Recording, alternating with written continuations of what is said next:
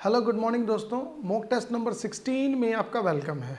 जैसा कि मैं आपको बताऊं, आप सब लोग जो कंपटीशन एग्ज़ाम की तैयारी कर रहे हैं उसमें हम लोगों ने आपके लिए इंग्लिश में, ताकि आपको कोई भी एग्ज़ाम में प्रॉब्लम ना हो, उसके लिए एक मॉक टेस्ट की सीरीज शुरू कर रखी है, जिसमें हम आपको क्या करते हैं, एवरीडे एक प्रैक्टिस पेपर करवाते हैं। ओके, सो हम लोग जो है इसमें हमने 15 क्वेश्चन मॉक टेस्ट जो बना लिए हैं, 16 पर हम आते हैं। ओके, शुरू करते हैं। Select the most appropriate synonym of the given word. आपको बताना है सिनोनिम। ओके, क्वेश्चन नंबर 1 जो है वो कॉर्डियल दिया गया है। सो जो कॉर्डियल का सिनोनिम होता है, कॉर्डियल का मतलब होता है सुहाना, अच्छा। ओके, जो परेशान ना करे, जैसे कि अफेबल भी हो सकता है। सो जो इसका आंसर होगा करेक्ट, वो होगा जेनियल। जेनियल का मतलब होता है सुहाना। वंडरफुल का मतलब क्या होता है, आश्चर्यजनक। सैड का मतलब निराश। ऑसम का मतलब होता है शानदार। लेकिन कॉर्डियल का एग्जैक्ट मीनिंग क्या है, जेनियल। नेक्स्ट क्वेश्चन देखेंगे। कैजोल। कैजोल का मतलब होता है किसी की प्रेज करना, प्रशंसा करना, जिसके लिए हम अगर चाहें तो एक अच्छा सिनोनिम यूज कर सकते हैं, इनकॉमियम। इसका मतलब भी किसी की प्रशंसा के लिए यूज होता है। यूलोजी, ये भी अच्छा वर्ड है। इनका मतलब होता है किसी की प्रेज। क्लियर। सो इसके लिए जो एग्जैक्ट जो हमारा आंसर है वो है ब्लारली। This is B answer is correct. Backbite और लो जो है वो अपोजिट हो गए हैं, इसका मतलब होता है चुगली करना। नेक्स्ट क्वेश्चन देखेंगे। Select the most appropriate antonyms of the given word. आपको एंटोनिम बताने हैं कि भाई जो वर्ड दिया गया है इसमें एंटोनिम क्या होगा इसका। फोरमोस्ट। फोरमोस्ट का मतलब होता है सबसे महत्वपूर्ण, ओके, सबसे इंपॉर्टेंट। सो इसका जो करेक्ट आंसर है वो है हमारा प्रिंसिपल। प्रिंसिपल का मतलब होता है मेन चीज। सुप्रीम का मतलब होता है एक रैंक को डिनोट करता है। क्लियर है। So answer is principal. एक सेकेंड, अपोजिट हो गया। Select the most appropriate antonym. Sorry, antonym बताना है। सो एंटोनिम फॉरमोस्ट का तो क्या हो जाएगा, प्रिंसिपल हो जाएगा। ओके, हमें क्या बताना है, इसका एंटोनिम बताना है, तो एंटोनिम क्या हो जाएगा, माइनर। हमने सिनोनिम बता दिया। Okay, minor. नेक्स्ट देखो, मॉर्बिड। मॉर्बिड का मतलब होता है सुस्त हो जाना, उदास हो जाना। क्लियर है। सो इसका जो एग्जैक्ट आंसर होगा वो होगा हेल्दी। हेल्दी का मतलब होता है स्वस्थ होना, अच्छा होना। जो दो वर्ड दिए गए हैं, गॉलिश और गैस्टली, इनका मतलब होता है डरावना, इतना गंदा कि उसको देखकर कोई भी डर जाए। दैट इज कॉल्ड गैस्टली अपीयरेंस भी बोलते हैं। गॉलिश वर्ड का मतलब भी यही होता है, गंदा या बेकार। सो मॉर्बिड का अपोजिट क्या होगा हमारा, हेल्दी। क्विसेंट। क्विसेंट का मतलब होता है सुस्त हो जाना, लेजी, जिसके लिए अच्छा वर्ड यूज कर सकते हैं, लेथार्जिक। बहुत अच्छा वर्ड है लेथार्जिक। एक वर्ड होता है लैक्स, याद रखिएगा, लैक्स। लैक्स का मतलब भी होता है सुस्त। इसका जो एग्जैक्ट आंसर होगा वो होगा अजाइल। अजाइल का मतलब क्या होता है, एक्टिव। अपोजिट बताना है, सुस्त का अपोजिट क्या हो गया, अजाइल। स्टैग्नेंट का मतलब होता है बदबूदार, गंदा, बदबूदार, स्टैग्नेंट। सो 5 का जो क्वेश्चन है हमारा आंसर क्या हो गया, answer will be B. One word substitution की सीरीज में आते हैं। जैसे कि देखिए, a person who has friendly and good nature, एक ऐसा आदमी जिसका नेचर बहुत ही अच्छा हो, इज कॉल्ड एफेबल। प्रिकली का मतलब होता है कांटेदार, जिस पे कांटे लगे हों, तो ऐसा आदमी देखिए ये तो फ्रेंडली नेचर का है। ग्रम्पी का मतलब होता है चिड़चिड़ा, चिड़चिड़ा, जिसके लिए हम लोग एक और वर्ड यूज कर सकते हैं, क्रैबी। क्रैबी का मतलब भी क्या होता है, चिड़चिड़ा होता है। लेकिन आंसर क्या बताना है, who has friendly and good nature, answer is affable. Affable का मतलब होता है अच्छा, जिसका स्वभाव बहुत बढ़िया हो। An unselfish person whose actions show concern for the welfare of others, एक ऐसा आदमी जो स्वार्थी ना हो और जिसका मेन मोटिव हो दूसरों को फायदा पहुंचाना। उसका जो एग्जैक्ट आंसर होता है वो होता है बेस्ट ओवर। दूसरों को प्रदान करने वाला बेस्टोवर होता है। डोनी का मतलब होता है एक ऐसा आदमी जो डोनेशन को एक्सेप्ट करता है, डोनी कहलाता है। माइजर कंजूस हो गया, कूल का मतलब शांत हो गया, बेस्टोवर का मतलब होता है प्रदान करने वाला। बेसिक जो बेस्टोव वर्ड होता है, बेस्टोव का मतलब होता है किसी को कोई चीज देना, और बेस्टोवर ER लगा दिया, देने वाला, an unselfish person. Next question, a member of legendary race, एक मेंबर है लेजेंडरी रेस का, और फीमेल वॉरियर्स, जो फीमेल वॉरियर रही हैं उनका। The correct answer is Amazon. उन लेडीज के लिए यूज होता था जो वॉरियर का काम करती थी, जो फाइटर्स होती थी, उनको अमेजॉन बोलते थे। जैसे कि ड्वार्फ दिया गया है, ड्वार्फ का मतलब होता है बोना, जो साइज में छोटा हो, ठीक है। मिज जो होता है वो एक एनिमल के लिए यूज होता है, जो आमतौर पर मार्सी एरिया में पाए जाते हैं, कीचड़ वाले एरिया में पाए जाते हैं, दैट इज कॉल्ड मिज, जिनके अंदर से बदबू आती है। श्रिम्प जो एक तरीके का फूड होता है, सी फूड जैसा होता है, that is called shrimp. Sir answer is Amazon. A person who has a balance of extrovert and introvert feature, एक ऐसा आदमी जो एक्सट्रोवर्ट और इंट्रोवर्ट फीचर को बैलेंस करके चलता है। ये रैशनल का स्पेलिंग ठीक कर लीजिएगा, ये वाला है रैशनल, यस। तो देखेंगे इसका जो आंसर होगा वो होगा एम्बीवर्ट। एम्बीवर्ट वो होता है जो ना ज़्यादा बोलता हो, बहुत ज़्यादा भी ना बोलता हो और बहुत कम भी ना बोलता हो, एक ऐसा आदमी जो जरूरत पड़ने पर बोल पड़े, अदरवाइज ना बोले, इज कॉल्ड एम्बीवर्ट पर्सनालिटी। अच्छा, ग्लीब का मतलब क्या होता है, जो बहुत ज़्यादा बोलता हो, बातूनी किस्म का आदमी हो। रैशनल का मतलब होता है बुद्धिमान किस्म का आदमी, जो चीज़ों को रिजनेबली सोचता हो। तो उसका एक्सट्रोवर्ट इंट्रोवर्ट होने से कोई लेना देना नहीं है। क्वेश्चन नंबर 10 देखते हैं, something made impure by exposure to polluting substances, एक ऐसी चीज जो पॉल्यूटिंग सब्सटेंस के संपर्क में आने से कैसी हो गई है, कंटेजियस, मॉर्बिड। मॉर्बिड का मतलब क्या होता है, सुस्त हो जाना, not an appropriate answer. The correct answer is contaminated. Contaminated का मतलब होता है प्रदूषित, okay, the water is contaminated बोल सकते हैं आप। क्लियर है? नेक्स्ट देखिए, अब आते हैं हम हमारे इडियम के सेक्शन पर। देखिए, हार्डनर टू क्रैक, वकैब का सेक्शन इंपॉर्टेंट है। Hard nut to crack, hard nut to crack का मतलब क्या होता है, ऐसा एक कोई भी काम जिसे सुलझाना बड़ा मुश्किल हो, बहुत कॉमन है। The answer is difficult task. जैसे कि द प्रॉब्लम ऑफ पॉपुलेशन, या इसको कंट्रोल करना is a hard nut to crack. SSC का एग्जाम क्रैक करना is a hard nut to crack. लेकिन आप अगर रेगुलर प्रैक्टिस कर रहे हैं तो इसके लिए एक वर्ड यूज होता है, बेड ऑफ रोजेज, आसान काम, या कप ऑफ टी, आसान काम, ओके। अगर रेगुलर प्रैक्टिस करते हैं तो ये बोल सकते हैं बेड ऑफ रोजेज, आसान सा काम है, कप ऑफ टी है। लेकिन अगर रेगुलर प्रैक्टिस नहीं करते हैं तो हार्डनर टू क्रैक है, डिफिकल्ट टास्क हो गया। Beat the air, beat the air का वही मतलब होता है हवा को पीटना। इट मीन्स क्या हो जाएगा, एक ऐसा काम करना जो बेकार हो। अब जैसे आप हवा को पीटने लगेंगे तो उसका कोई रिजल्ट नहीं आएगा। The answer is useless task, बेकार का काम, बीट द एयर। हाँ, इसके लिए एक अच्छा और वर्ड हो सकता है, बी इन द एयर। इसका मतलब होता है हवा में रहना। बी इन द एयर्स, घमंड होना, घमंड होना। Be in the airs, he is in the airs, उसको घमंड हो गया है। ये जो है ना इडियम नेक्स्ट एग्जाम में पूछा जा सकता है। अगला देखते हैं, find the correctly spelled word. आप बताइए सही जो स्पेलिंग है वो कौन सा है। The answer is stupendous. Stupendous का मतलब होता है शानदार, बहुत ही अच्छा। नेक्स्ट देखो, यस, ये 4 ऑप्शन है आपके सामने, आपको बताना है सही स्पेलिंग कौन सा है। द आंसर इज सी, लग्जरियंट, शानदार, बहुत ही अच्छा, दैट इज कॉल्ड लग्जरियंट। क्लियर है?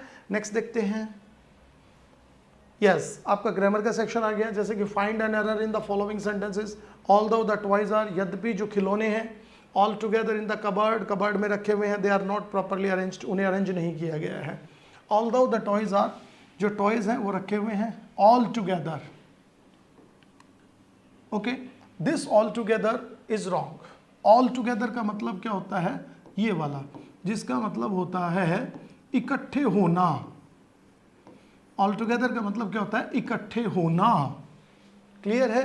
सारे जो खिलौने हैं वो इकट्ठे हैं, न कि अलमारी में रखे गए हैं, लेकिन वो प्रॉपरली अरेंज नहीं किए गए हैं। So the spelling will be all together, ALLTOGETHER।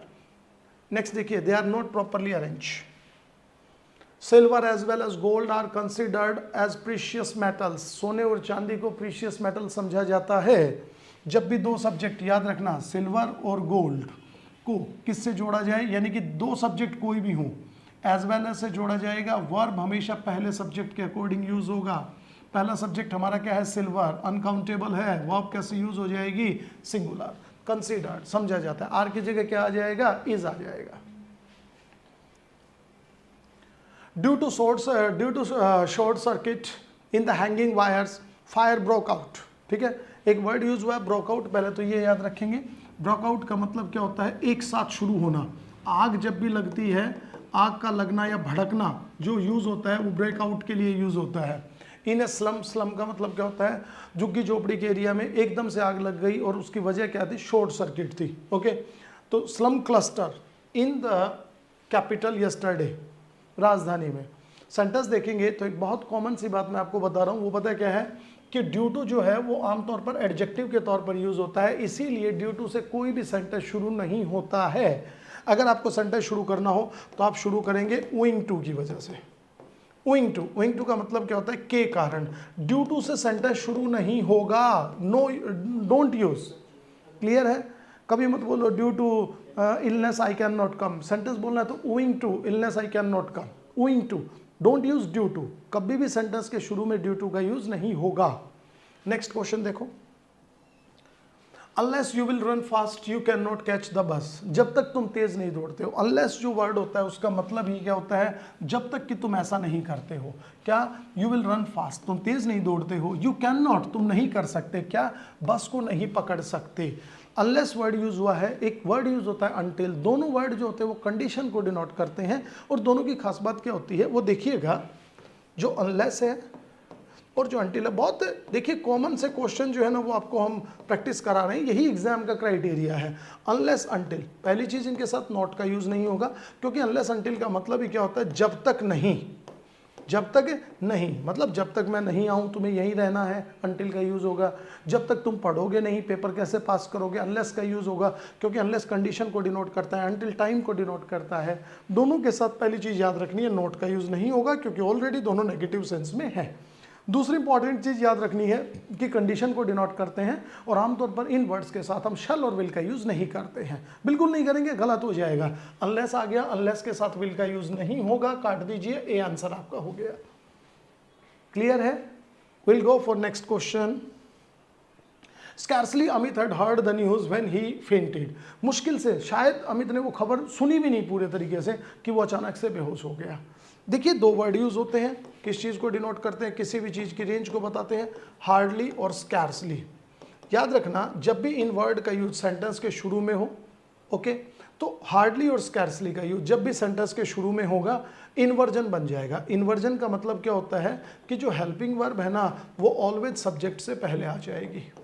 यहाँ पर देखिए स्कैर्सली सेंटेंस के शुरू में यूज हो रहा है, ओके। सो जो हेल्पिंग वर्ब है वो क्या है, हैड है।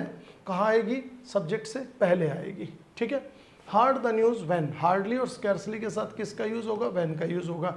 यहाँ पर ये ठीक है, हार्डली अमित, तो यहाँ पर क्या हो जाएगा, had Amit, had Amit, okay. Next question. अच्छा देखिए कई बार ऐसा भी हो जाता है कि इस तरह के क्वेश्चंस में वो प्रेजेंट इंडेफिनिट टेंस का यूज कर देता है, तो हमें ये नहीं समझ में आता कि इसमें हेल्पिंग वर्ब है ही नहीं, तो हम कैसे लगाएं। जैसे देखो बहुत सिंपल सा एग्जांपल मैं आपके लिए लिख रहा हूं, देखिएगा। जैसे मैं कहूं